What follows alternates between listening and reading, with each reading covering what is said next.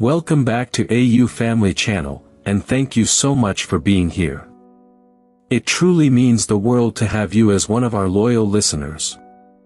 If our stories have ever touched your heart, we are so grateful that you keep coming back to spend this time with us.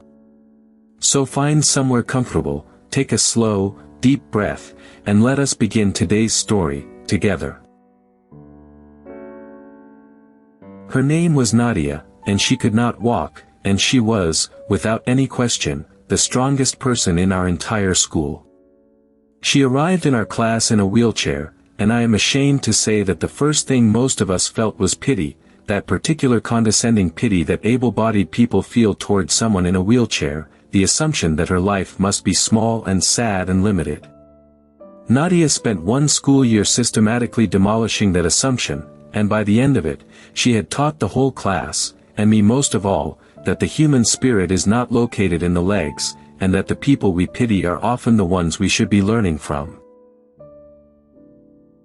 Nadia had been in a wheelchair since a car accident when she was small, an accident that had taken the use of her legs but, as we would all learn, had left absolutely everything else about her fully intact and then some. When she arrived at our school, we did not know how to treat her. We were teenagers, awkward and unsure, and a girl in a wheelchair was outside our experience. So we did the thing that awkward, unsure people do. We were overly careful, overly gentle, overly helpful in a way that was really about our own discomfort. We treated her like she was fragile, like she might break, like her wheelchair was the most important fact about her. And Nadia, from the very first day, refused to let us get away with it. The first time someone rushed to open a door for her with exaggerated helpfulness, Nadia looked at them and said, with a completely straight face, "Thank you, but I have been opening doors for 11 years, I think I have got the hang of it." It was funny, and it was pointed, and it was the first crack in the wall of pity we had all built around her. Because Nadia did not want our pity. She did not need our excessive help. She was not fragile, and she was not sad, and she was not, as we had all assumed, living a small and limited life. She was living an enormous life, a fuller life than most of us, and she had absolutely no patience for anyone who could not see it.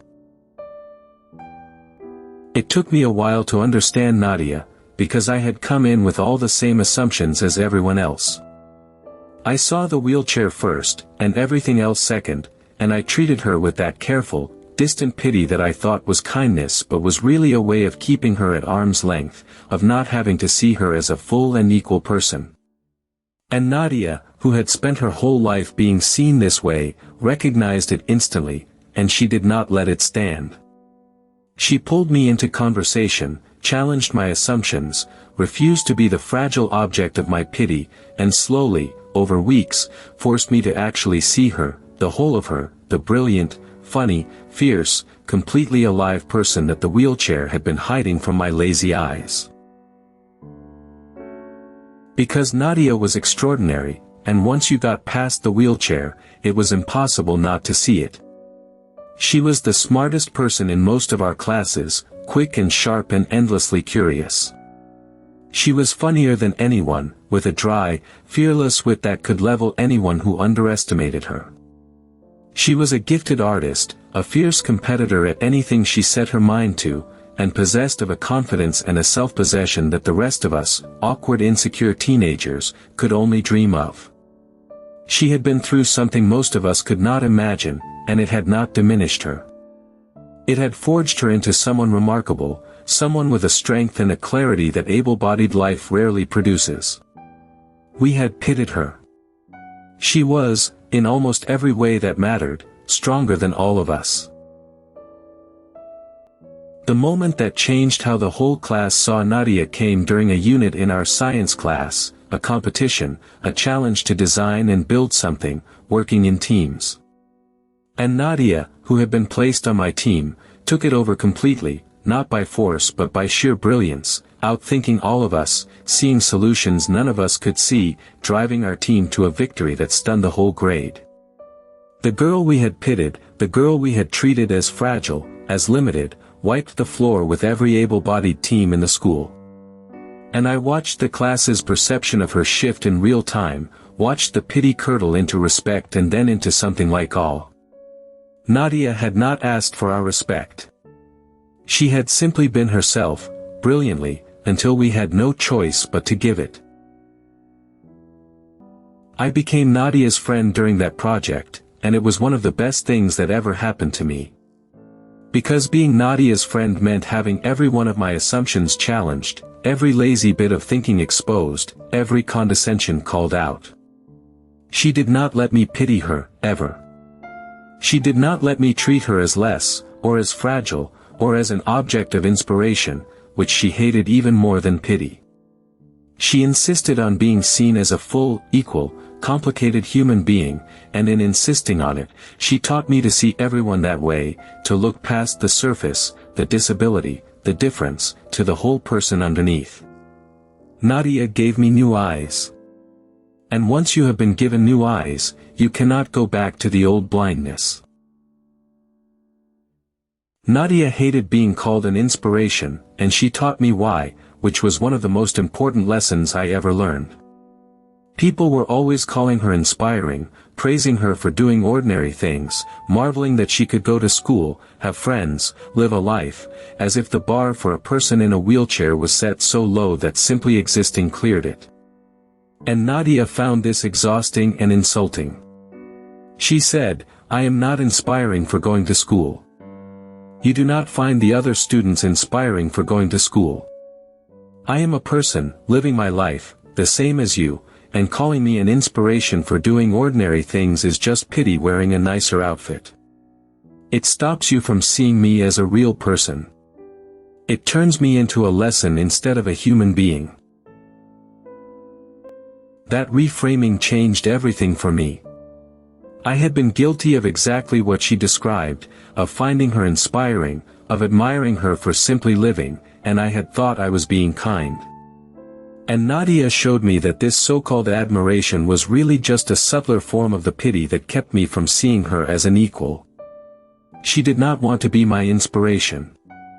She wanted to be my friend, my equal, my sparring partner, a full and complicated person, capable of being brilliant and also of being wrong, of being kind and also of being difficult, of being everything a person is.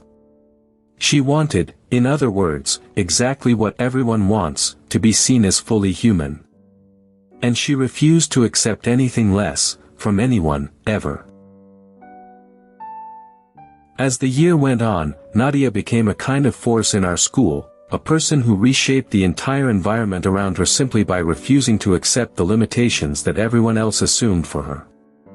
She joined clubs no one expected her to join, and dominated them. She spoke up in class with a fearlessness that made the rest of us braver. She befriended the outcasts and the overlooked, because she knew what it was to be seen as less, and she used her considerable force of personality to pull them into the light. She was, I came to understand, not despite her wheelchair but in some ways because of everything she had been through, one of the most fully alive and powerful people any of us had ever met. And she was reshaping us all in her image. There was a low point that year, a hard one, and it taught me something about the cost of Nadia's strength. Because for all her fierceness, all her refusal to be pitted, Nadia was still a human being who faced real difficulties every single day, difficulties the rest of us never had to think about. The school was full of barriers, physical and social, that made her life harder in 1,000 small ways we never noticed. And one day, when a broken elevator left her unable to get to a class, unable to participate in something that mattered to her, I saw her mask slip, saw the exhaustion underneath the fierce confidence, the sheer tiredness of having to fight, every single day, just to access the world that the rest of us moved through without a thought. And it broke my heart, and it woke me up. Because I understood, in that moment, that Nadia's strength was not the absence of struggle. It was strength precisely because the struggle was real and constant and exhausting, and she rose to meet it anyway, every single day, with a grace and a fierceness that I had been taking for granted. I had admired her strength as though it came easily, as though she was just naturally invulnerable. And now I saw the truth, that her strength was hard-won, daily, costly, that behind the fearless confidence was a person who was tired, who faced barriers I never had to face, who fought battles I never had to fight. And I decided, in that moment, that I was going to stop just admiring Nadia's strength, and start actually standing beside her in her struggle. So I began to see the barriers, really see them, the way Nadia had to see them every day. The stairs with no ramp. The doorways too narrow. The events held in inaccessible places. The thoughtless comments. The elevator that was always breaking. I had moved through all of it my whole life without noticing, because none of it was a barrier to me. And now, through Nadia, I saw a whole world of obstacles that made her life a daily fight, and I could not unsee it. And I started, in whatever small ways I could, to fight alongside her, to advocate for the ramps and the working elevators and the accessible events, to speak up when I saw the barriers, to use my able-bodied voice in the rooms where hers was not heard. It was the least I could do. It was, I understood, simply what a friend does. The turning point in the whole school's relationship with Nadia came when she decided to run for a leadership position in the student body. And the assumptions came roaring back, the pity, the condescension, the quiet certainty that a girl in a wheelchair could not really lead. But Nadia ran a campaign that was so brilliant, so funny, so fierce, so full of real vision, that she demolished every assumption all over again. She did not run on her wheelchair, did not ask for anyone's pity vote. She ran on being the best candidate, which she obviously was, and she won in a landslide, and the girl our school had pitted a year before became the girl our school chose to lead it. It was one of the proudest days of my life, watching the whole school finally see what I had come to see. As a leader, Nadia was extraordinary, and she used her position to remake the school into a more accessible, more inclusive, more humane place, not just for herself but for everyone who had ever been treated as less. She got the ramps built and the elevators fixed. She created spaces for the overlooked and the struggling. She changed the culture of the whole school, made it a place where difference was seen and valued instead of pitted or excluded. And she did it all with that same fierce, funny, uncompromising force that had first cracked open the wall of pity around her. She had come in as an object of our condescension, and she left as the person who had reshaped our entire school for the better. The one we pitted had become the one who lifted us all. There is a moment I hold on to from that year. Nadia and I were talking, late, after some school event, and I finally asked her the question I had been carrying, whether it made her angry, all of it, the pity, the barriers, the constant fight, the assumptions. And she was quiet for a moment, and then she said something I have never forgotten. She said, "I used to be angry all the time.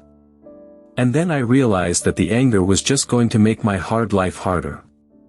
So I decided to be strong instead of angry, to prove people wrong instead of resenting them, to build a bigger life than anyone thought I could, out of pure spite if I had to." She smiled. "Spite," she said, "is an underrated fuel." And I laughed, but I also understood that I was looking at one of the strongest people I would ever know. Nadia taught me that strength is not the absence of hardship but the response to it, that the strongest people are not the ones with the easiest lives but the ones who meet the hardest lives with the most grace and fierceness. My life had been easy, and I had been soft, untested, unaware of my own good fortune. Nadia's life had been hard in ways I could barely comprehend, and she had become, in response, someone with a strength and a clarity and a force that my easy life could never have produced. She showed me that our struggles, faced with courage, are the very things that forge us, and that the people we pity for their hard lives are often, precisely because of those hard lives, far stronger than we will ever be. I learned, too, about the difference between help that respects and help that diminishes. In the beginning, my help for Nadia had been about my own comfort, the excessive door opening, the careful gentleness, the treating her as fragile. That kind of help, I learned, was really a way of asserting my own able-bodied superiority, of positioning myself as the capable helper and her as the helpless helped. Real help, the kind Nadia would accept, was different. It was advocating for the ramp so she could help herself. It was treating her as an equal and fighting the barriers that were genuinely unjust. It was help that increased her power instead of underlining her limitation.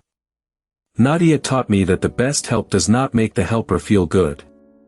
It makes the helped person more free. There is a moment I treasure from the end of that school year.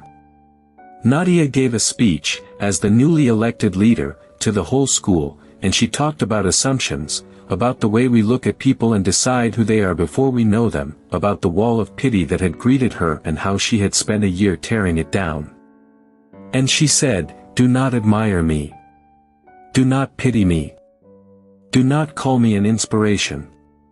Just see me. See all of me, the way you want to be seen." And then she looked out at the whole school that had once pitied her and now followed her, and she said, "And then go and see everyone that way, everyone you have decided is less, because they are all, every one of them, more than you think." The whole school rose to its feet. I learned so much from Nadia about the assumptions we carry, the lazy shortcuts our minds take when we look at people who are different from us. We see a wheelchair, and we write a whole story about a person's life, a small sad limited story, without knowing anything real about them at all. And that story, that assumption, is a kind of blindness, a wall that keeps us from seeing the actual human being in front of us. Nadia spent a year tearing down my walls, forcing me to see past my assumptions to the brilliant, fierce, fully alive person the wheelchair had hidden from me. And once she had done it with her, I could not stop doing it with everyone. She had cured me of a blindness I had not even known I had. Nadia and I stayed friends long after school, and I watched her go on to a life that was exactly as big and full and remarkable as she had always insisted it would be, a life that demolished every limitation anyone had ever assumed for her. She built a career, a family, a whole existence of exactly the kind that the pitying assumptions had said was impossible. And every time I saw her, she reminded me, just by being herself, of the lesson she had taught me at 15, that the human spirit is not in the legs, that the people we pity are often stronger than we are, and that the walls of assumption we build around people who are different are our blindness, not their limitation. She spent her whole life proving it, to everyone who would look. The memory I treasure most is from a day, years after school, when Nadia and I were out together and someone approached her with that old, familiar, condescending admiration, calling her an inspiration for simply being out in the world. And I watched Nadia handle it the way she always had, with grace and a little steel, gently correcting the assumption, insisting on her own full humanity. And afterward she turned to me and rolled her eyes and said, "Some things never change." And we laughed, the way old friends laugh, and I thought about how far we had come, from the boy who had pitied her to the friend who now saw her completely, and I was so grateful for the year she had spent tearing down my walls. She had made me a person who could actually see. It was the greatest gift. I think often about how close I came to never really knowing Nadia. If I had been on a different team for that science project, if she had not pulled me into conversation, if I had been allowed to keep my comfortable pity and my careful distance, I would have gone through that whole year, and probably my whole life, blind, seeing wheelchairs instead of people, seeing limitations instead of human beings. Nadia refused to let me stay blind. She fought her way past my pity, forced me to see her, and in doing so, gave me eyes I have used ever since. The people we are quickest to pity, to write off, to see as less, are so often the ones with the most to teach us, if we would only let them past our walls. Nadia got past mine. It changed my whole life. Nadia taught me to be suspicious of my own pity, to recognize it as a subtle form of superiority, a way of positioning myself above the person I am pitying. Real respect does not pity. Real respect sees a full and equal human being, capable of strength and struggle, brilliance and difficulty, everything that any person is. And real help does not diminish. It empowers. It tears down the unjust barriers instead of underlining the person's limitations. I try, now, to catch my own pity whenever it rises, to recognize it as the blindness it is, and to replace it with the harder, truer work of actually seeing the person in front of me as a full equal. Nadia taught me that. It has made me a better friend to everyone I meet. I want to say something about what Nadia's strength cost her, because it is important not to romanticize it. Her strength was real, and it was magnificent, but it was also exhausting, and it was not fair that she had to be that strong. The rest of us got to be ordinary, to have easy days, to move through a world built for us without a thought. Nadia had to fight, every single day, just to access that same world, and she had to be extraordinary just to be treated as ordinary. That is not a fairy tale. That is an injustice, and Nadia knew it, and part of her fierceness was a righteous anger at a world that made her fight so hard for what the rest of us got for free. Her strength was beautiful. But it should not have been so necessary. That, too, she taught me to see. People sometimes tell me, when I share Nadia's story, that she sounds inspiring, and I always stop them, because it is the exact word she hated most, and explaining why is the most important part of the whole story. Nadia was not inspiring for living her life. She was a brilliant, fierce, fully human person who happened to use a wheelchair, and reducing her to an inspiration was just pity wearing a nicer outfit, a way of not seeing her as a real, equal, complicated person. So I tell people, do not find Nadia inspiring. Find her impressive, the way you would find any brilliant person impressive. And then go and look at the people you have been pitying, and see them, really see them, as the full human beings they are. That is what Nadia would want. Not admiration. Sight. Nadia is still in my life, all these years later, still fierce, still funny, still demolishing assumptions wherever she goes, still living a life bigger and fuller than anyone ever assumed she could. And she remains one of the most important teachers I have ever had, the person who gave me new eyes, who cured me of the blindness of pity, who taught me to see past the surface to the full human being underneath. Every time I catch myself making an assumption about someone based on how they look, some difference, some disability, some surface fact, I hear Nadia's voice, telling me to see the whole person, and I stop, and I look again. She is in my seeing, permanently. She changed how I look at every single human being I meet. If there is one thing Nadia taught me, it is that the human spirit is not located in the body, that a person's strength and worth and fullness have nothing to do with their legs or their limitations, and that the walls of assumption we build around people who are different are our blindness, not their reality. We look at difference and we write small stories, and those stories are lies, every time. Behind every wheelchair, every disability, every difference we are quick to pity, is a whole human being, as full and complicated and capable of greatness as anyone. Nadia was the strongest person in our school, and she could not walk, and those two facts had nothing to do with each other. Look past the surface. See the whole person. They are always more than you think. I learned that pity and respect are opposites, though we often confuse them. Pity looks down. Respect looks across. Pity sees a limitation and a sad small life. Respect sees a full equal human being, capable of everything any person is capable of. And the people we are quickest to pity, the ones who are different, disabled, struggling, are so often the ones who least deserve our pity and most deserve our respect, because they have faced harder things than we have and met them with more strength than we will ever need to summon. Nadia taught me to replace my pity with respect, to look across instead of down, to see equals instead of objects of sympathy. It is a lesson that has made me a better human being, and it began with a girl in a wheelchair who refused to let me look down at her. There is an image I carry from that science competition, the day Nadia demolished every able-bodied team in the school. It is the sight of her at the center of our team, brilliant and fierce and utterly in command, leading us to a victory that shattered every assumption in the room. It is the image of the girl we had pitted revealing herself as the strongest, sharpest mind in the whole grade. I return to it whenever I catch myself underestimating someone, writing a small story about them based on how they look. Because I remember what happened the last time I underestimated someone that way. She turned out to be one of the most remarkable people I would ever know. Never underestimate anyone.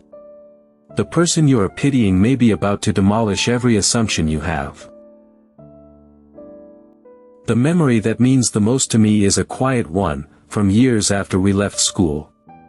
Nadia had achieved something significant, something that the assumptions of her childhood had said was impossible, and I called to congratulate her, and she said, "Thank you, but you know I always knew I would." And I did know that. She had always known it, had always insisted on the bigness of her own life against everyone who assumed it must be small. And I realized, talking to her, that the greatest thing Nadia ever did was simply to refuse the story that everyone tried to write for her, to insist, against all the pity and all the assumptions, on being exactly as large and free and fully human as she knew herself to be. She wrote her own story. And she made me want to help everyone I meet write theirs.